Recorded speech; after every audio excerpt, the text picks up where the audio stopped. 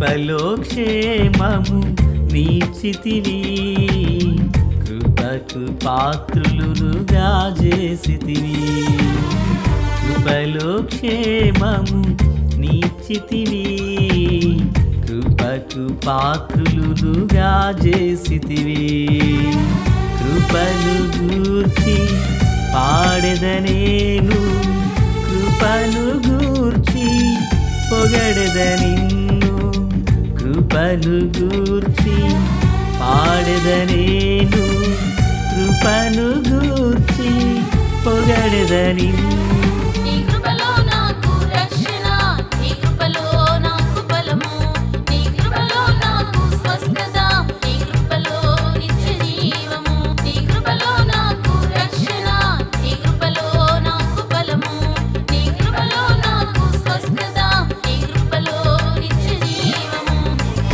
కృపలో క్షేమము నీచితివి, కృపకు పాత్రులుగా చేసితివి. ప్రభు అయినటువంటి యేసుక్రీస్తు వారి పరిశుద్ధమైన నామములో తండ్రి అయిన దేవాది దేవునికి నిత్యము స్తుతియు స్తోత్రములు, మహిమయు ఘనతయు ప్రభావములు యుగయుగములు ప్రభునకే చెల్లునుగాక. ప్రియులారా, బాగున్నారు కదూ? మన ప్రాంతాల్లో మరి విస్తారమైన వర్షం సూచనలు కనిపిస్తూ ఉన్నాయి. ప్రార్థించవలసిన వారమునై ఉన్నాము. సంతోషం. ప్రియులారా, వాక్య ధ్యానము కొరకైన భాగము నిర్గమాకాండము 30వ అధ్యాయము 22 నుండి 33 వరకున్న భాగములను మనము ధ్యానం చేయబోచున్నాం. మూలవాక్యమై 30వ వచనం. మరియు అహరోనును అతని కుమారులను నాకు యాజకులై ఉండునట్లు నీవు వారిని అభిషేకించి ప్రతిష్ఠింపవలెను. ప్రార్థన. మహాపరిశుద్ధుడా, ప్రేమగల తండ్రి, కృపగల దేవా, స్తోత్రాలు. చదవబడి ఉన్న వాక్యము మీది, వినుచున్న వారందరూ మీ వారునై ఉండగా ప్రభువా, మీ కృపా బాహుళ్యము చొప్పున మమ్ములను దర్శించండి, మేళ్ళు చేత నింపండి, మీ దీవెన ఆశీర్వాదము సమృద్ధి చేయండి, కృపలో మమ్ములను బలపరచండి, దీవెన ఆశీర్వాదము దయచేయండి. యేసునామమున ఆమెన్. Praise the lord. ప్రియులారా, బాగున్నారు కదా? ఈ చదవబడిన 22 నుండి 33 వరకు ఉన్నటువంటి వచనాలలో ప్రతిష్టాభిషేక తైలమును గూర్చి చెప్పబడింది. అభిషేక తైలము, ప్రతిష్టాభిషేక తైలము. అయితే ఇప్పుడు మనము చదువుచున్న భాగము ప్రతిష్టాభిషేక తైలము. నేను చదువుచున్నాను 23వ వాక్యం. పరిశుద్ధ స్థల సంబంధమైన తులము చొప్పున అచ్చమైన గోపరసము, 500 తులముల సుగంధములు గల లవంగి పట్ట సగము, అనగా 250 తులముల ఎత్తును, నిమ్మగడ్డి, నూనె, 250 తులముల ఎత్తును లవంగి పట్ట, 500 తులముల ఒలివ నూనె, సంభారమును 3 పాళ్ళు తీసుకుని వాటిని ప్రతిష్టాభిషేక తైలము అనగా సుగంధ ద్రవ్య మేలకుని పని అయిన పరిమళ సంభారముగా చేయవలెను. అది ప్రతిష్టాభిషేక తైలము. ప్రియులారా, అభిషేక తైలం వేరు, ప్రతిష్టాభిషేక తైలం వేరు.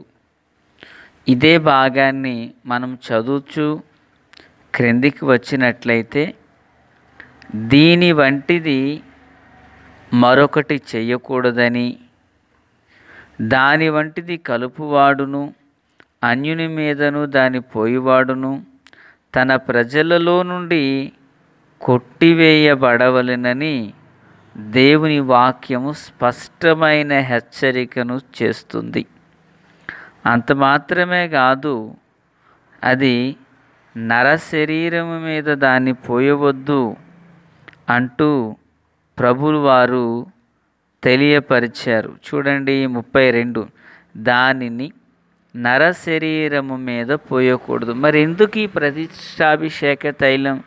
సాధారణంగా అభిషేక తైలం అనేది దావీదును సమూయేలు అభిషేకించాడు కదా అనే ఆలోచన మనకు వస్తుంది. అది అభిషేక తైలము, ఇది ప్రతిష్టాభిషేక తైలము. ఏంది దానికి దీనికి తేడా? అందులో కలిపిన సమపాళ్ళు కొన్ని ఇందులోనూ కొన్ని అందులోనూ కలపడం ఉన్నది. అయితే ఈ ప్రతిష్టాభిషేక తైలం అనేది దేవుని గుడారము అని పిలువబడిన ప్రత్యక్ష గుడారంలో అనేక వస్తువులు అనేవి ఉన్నాయి. మనకు తెలుసు కదా, ఆవరణంలో 2 బలిపీఠము, గంగాళము, పరిశుద్ధ స్థలములో దీపస్తంభము, రొట్టెల బల్ల, ధూపవేదిక, అతి పరిశుద్ధ స్థలములో నిబంధన మందసము. ప్రియులారా, ఈ గుడారములో వినియోగపరచబడుచుండిన ప్రతి పరికరమును దేవుని ఆలయములో, దేవుడు ప్రత్యక్షపు గుడారములో అవి దేవుని మహిమ కొరకు వినియోగపరచబడినట్లుగా గాను దేవుడు ఆ వస్తువులను ప్రతిష్ఠించమన్నారు. దేవునికి స్తోత్రం. ఒకసారి అవి దేవుని పని కొరకు ప్రతిష్ఠించబడిన తరువాత దేవుని మహిమ వాటిని కమ్ముకుంటుంది. దేవుని యొక్క గుడారమందు బయలుపరచబడుచు వెలుగుచున్నటువంటి వెలుగున్నది కదా, బలిపీఠం మీద వెలుగు, ధూపవేదిక మీద వెలుగు, దీపస్తంభం మీద వెలుగు. ఈ వెలుగు ఆ వస్తువులను ప్రకాశింపచేస్తుంది. ఆ వస్తువుల మీద ఈ వెలుగు ప్రసరిస్తుంది. కనుక ఈ వస్తువులు అనబడినవి అన్నీ దేవుని నామ ఘనత కొరకు అవి వినియోగపరచబడుతున్నాయి. దేవునికి మహిమ కలుగునుగాక. అయితే ప్రియులారా, ఇలాంటి అభిషేకాన్ని మరొకటి తయారు చేయొద్దు. ఈ అభిషేకాన్ని అన్యుని మీద కానీ నరశరీరము మీద కానీ పోయవద్దు అని ప్రభు చెప్పారు. ఇలాగున అభిషేకించబడిన వస్తువులు దేవుని గుడారంలో దేవుని పని కొరకు వినియోగపరచబడ్డాయి. దేవునికి మహిమ చెల్లునుగాక.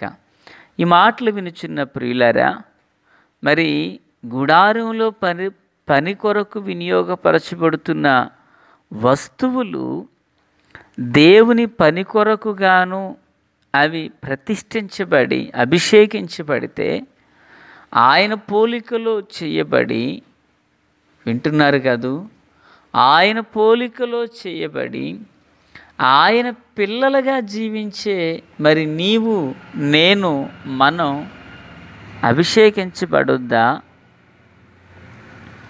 పరిశుద్ధాత్మ శక్తిని పొందుకోవద్దా? దేవుని కొరకై ఈ లోకంలో ప్రత్యేక జీవితాన్ని జీవించవద్దా?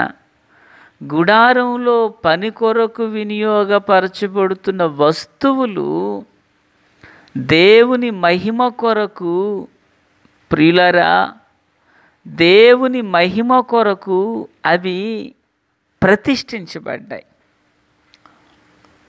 మరి ఆయన పోలికలో చేయబడిన మనుషులము కదా మనము. వస్తువులే ప్రతిష్ఠించబడితే, అభిషేకించబడితే ఆయన పోలికలో ఉన్న మరి మనమెందుకు అభిషేకించబడొద్దు? మనమెందుకు ప్రతిష్ఠించుకోకూడదు? రోజుల్లో ఎంతోమంది ప్రతిష్ట లేనటువంటి వారిగా ఉండిపోయారు, అభిషేకం లేనటువంటి వారిగా ఉండిపోయారు. ఆత్మీయులారా, అట్టి వారి కొరకు మనం భారం కలిగి ప్రార్థించాలి. ఒక వస్తువు ప్రతిష్ఠించబడి అభిషేకించబడిందండి. దేవుని పిల్లలుగా మన జీవితంలో కూడా మనం దేవుని కొరకు ప్రతిష్ఠించబడాలి, దేవుని కొరకు ఎన్నుకొనబడాలి. దేవుని కొరకు ప్రత్యేకించబడాలి. ప్రతిష్టతలో దేవుని యొక్క శక్తి, దేవుని బలం అనేది ఉంటుంది పిల్లరా. లోకంలో ఉన్న ప్రజల వలె నీవు అలాగ ఉండిపోతే, లోకంలో ఉన్న ప్రజల వలె నీవును ఒకటిగా జీవిస్తే ఉపయోగం ఏదైనా ఉంటుందా? లేదు. దేవుడు నిన్ను నన్ను మనల్ని పిలుచుకుని ఏర్పరచుకున్న గల ఉద్దేశం మనకు ఉన్నతమైన పరిశుద్ధమైన జీవితాన్ని జీవిస్తూ ప్రభు కొరకు సాక్షులుగా ఉండాలని ప్రభు ఆశిస్తున్నారు. మన ప్రభు అయిన యేసయ్య తాను ఈ లోకానికి శరీరధారిగా వచ్చిన దినాలలో తండ్రి అయిన దేవదేవుని ద్వారా ప్రతిష్ఠించబడి ప్రభు పని కొరకు ఆయన నియమితులయ్యారు. పిల్లరా, మరణమే ఆయన ఎదుట నిలవబడి ఉన్న ఆ ప్రతిష్టతలో నుండి ఆయన తప్పిపోలేదు. తండ్రి అయిన దేవదేవునికి ఒక సాక్షిగా పిల్లరా మనకు పరమ తండ్రిని పరిచయం చేసేటువంటి ఒక వారధిగా, సారథిగా మన ప్రభువు జీవించారు. ఆయన ప్రియమైన పిల్లలుగా మన జీవితంలో కూడా నమ్మకమైన వారమునై, ప్రతిష్ఠించబడిన వారమునై, పరిశుద్ధ జీవితమును చేయుటకు గాను మనలను మనం ప్రభువు కొరకు అప్పగించుకోవాలి. దేవునికి స్తోత్రం. ఎప్పుడైతే మనం అట్టి ఆత్మీయతలో వర్ధిల్లుతామో చూడండి, గుడారంలో ఉపయోగించబడిన ప్రతి పరికరం దేవుని పని కొరకు వినియోగపరచబడినట్లుగా ప్రతిష్ఠించుకున్న ప్రతి ఒక్కరిని దేవుడు పరమందున్న రెండింతల కృపతో నింపుతారు. దేవుని బిడ్డలారా, ఆత్మీయులారా, అన్నగా దైవజనుగా సేవకునిగా రెండు చేతులు జోడించి మనం చేస్తున్నాం. లోకంలో ఉన్నవారి వలె నేను మనం ఉండకూడదు. ప్రభు కొరకే ప్రత్యేకమైన జీవితాన్ని చేయాలి. ఆ కృపతో దేవుడు మనల్ని దీవించును గాక. తండ్రి దేవా స్తోత్రాలు. మీ వాక్కు చేత మాతో మాట్లాడి బలపరిచిన వాడా, మీ కృపా కాపుదల కనికరాలు విస్తరింపచేసి మీ ఆలోచన చొప్పునయు మమ్మల్ని నింపి నడిపించి మహిమ పొందమని, దీవించమని యేసు నామమున అడిగి వేడుకొనుచున్నాము మా పరమ తండ్రి. ఆమెన్. Praise the lord.